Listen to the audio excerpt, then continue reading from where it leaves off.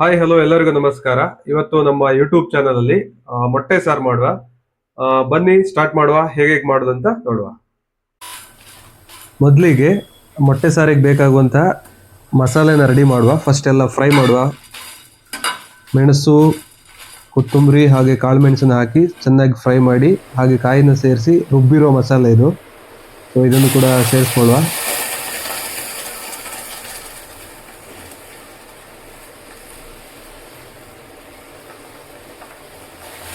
ಹಾಗೆ ನೀರು ಬೇಕಾದಷ್ಟು ಸೇರಿಸ್ಕೊಳ್ಳುವ.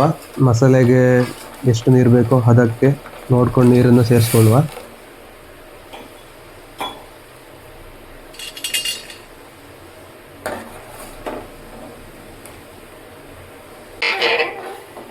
ಇವಾಗ ಕಟ್ ಮಾಡಿಟ್ಟಿರುವ ಈರುಳ್ಳಿ, ಟೊಮೊಟೊ ಹಾಗೂ ಹಸಿಮೆಣಸು ಕೂಡ ಇದೇ ಮಸಾಲೆಗೆ ಸೇರಿಸ್ಕೊಂಡು ಸರಿಯಾಗಿ ಇದು ಕುದಿಬೇಕು. ಒಂದು 10 ನಿಮಿಷ ಚೆನ್ನಾಗಿ ಕುದಿಬೇಕು.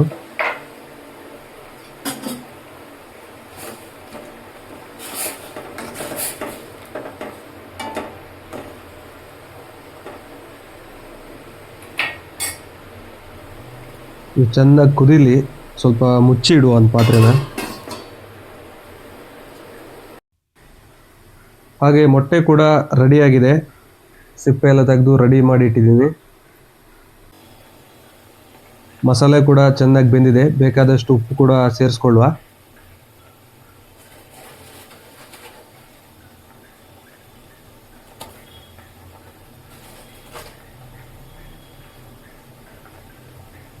ಇವಾಗ ಮೊಟ್ಟೆ ಕೂಡ ಇದನ್ನು ಸಾಂಬಾರಿಗೆ ಹಾಕುವ.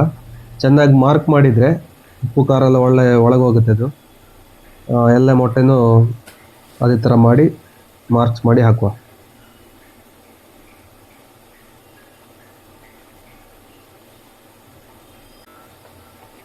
ಇವಾಗ ಎಲ್ಲ ಮೊಟ್ಟೆನ ಹಾಕಿ ಆಗಿದೆ.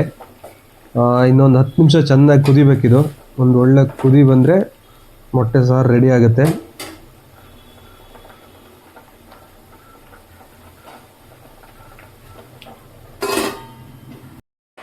ಮೊಟ್ಟೆ ಸಾರು ಆಲ್ಮೋಸ್ಟ್ ರೆಡಿಯಾಗಿದೆ. ಸ್ವಲ್ಪ ಕೊತ್ತಂಬರಿ ಸೊಪ್ಪು ಕೂಡ ಸೇರಿಸುವ.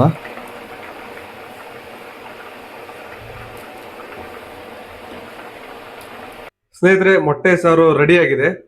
ಬನ್ನಿ ಟೇಸ್ಟ್ ಮಾಡುವ ಹೇಗಾಗಿದೆ ಅಂತ. ಒಂದು ಮೊಟ್ಟೆ ಟೇಸ್ಟ್ ಮಾಡುವ.